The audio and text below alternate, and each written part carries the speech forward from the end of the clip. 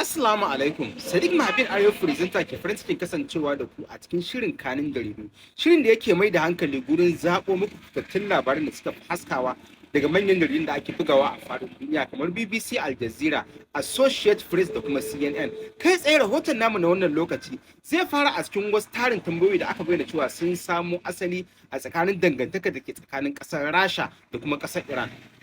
Jaridar Financial Times ta wallafa wani rahoto wanda ta bayyana cewa a cikin shekarar da ta gabata ta 2024, waɗansu manyan masana masu ilimin kimiyya sun ziyarci wasu yankuna a cikin ƙasar Rasha. An bayyana cewa ziyarar tasu ta kasance a kan shirin da ake tunanin ya shafi kimiyya da tsaro. Waɗansu hukumomi a ƙasar Amurka sun bayyana cewa dalilin wannan ziyarar tasu ka iya kasancewa a kan al'amura da suka shafi tsaro ko kuma neman wata sabuwar kimiyya ko kuma fasaha wadda za ta taimaka a gurin inganta kayayyakin ƙere-ƙere na kimiyya da kuma harkokin tsaro a cikin gidan ƙasar ta Iran. Idan ma koma Gaza kuwa, rahotanni daga Gaza sun bayyana cewa an samu waɗansu al'amura da suka faru a safiyar wannan rana yayin da aka samu jikkata ta jama'a har da asarar rayuka kamar yadda hukumomi suka bayyana. A cewar rahoton hukumomi, al'amarin ya faru a waɗansu unguwanni wanda suke da yawaitar al'umma, amma zuwa yanzu an tabbatar cewa ayyukan ceto sun fara kammala ka'in da na'in. Daga ƙasar Iran, wani babban mashawarci a cikin gwamnatin ƙasar ta Iran ya bayyana cewa akwai yiwuwar gwamnatin ƙasar za ta iya komawa kan teburin tattaunawa da ƙasar Amurka akan waɗansu abubuwa da suka shafi tsaro da makamashi, amma ya bayyana cewa sai dai a ware iyakokin waɗansu abubuwa da tsare-tsare zai gudana a kansu, ba wai akan shirin baki ɗaya ba. To amma a wani bangare guda, wani labari mai alaka da wannan, kasar ta Iran ta musanta wani jawabi wanda shugaban Amurka ya gabatar,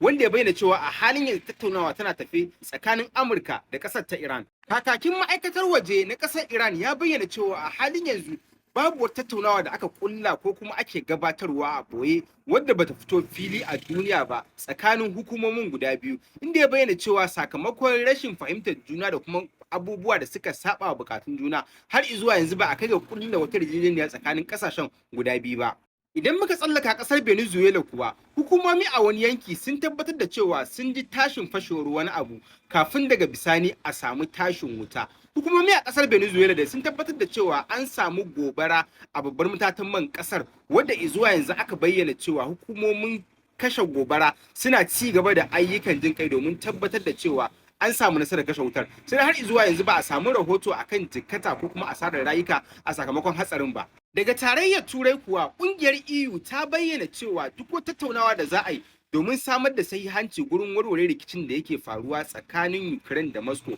wajibi ne sai an shiga da tarayyar Turai a cikin wannan al'amari domin a tattauna abubuwan da su faru a zahiri ba wai iya akan takarda kawai ba. Sai dai tarayyar Turai ta nuna shakkunta akan amincewar Moscow gurin shiga wata tattaunawa, yayin da masu sharhi da fashin baki ke ganin tamkar wannan abin wani kalubale ne ga kasar Rasha a gurin amincewarta. Daga kasar Isra'ila kuwa, ana ci gaba da tafka muhawara akan wani kuduri da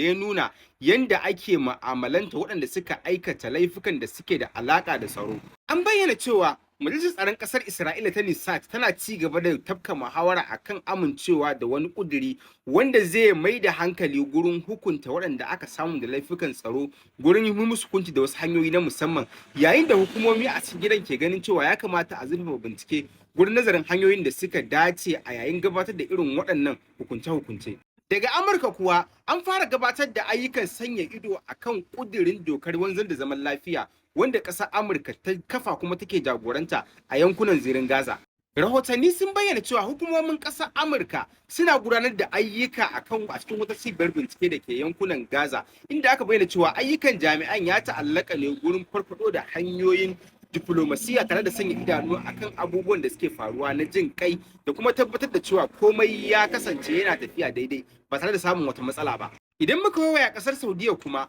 wani sabon salo fa ya wakana a cikin al'umma yayin da wani gidan kafe ya jawo hankalin matasan kasar. An bayyana cewa wani babban gidan kafe gurin da ake sayar da kayayyakin sha ya fara gabatar da siyar da wani abin sha na kasar Jamus wanda baya kunshe da kayan maye. Masu shari akan al'amura sun bayyana cewa wannan mataki fa yana akan damar da kasar ta bari gurin zamanantar da waɗansu abubuwa wanda a da ake ganin su waɗansu dokoki ne masu tsauri. Sai dai hukumomi sun bayyana cewa har yanzu suna duba da la'akari akan dokar da ta hana amfani da ta'ammali da abubuwan maye na barasa a cikin faɗin ƙasar ta Saudiya.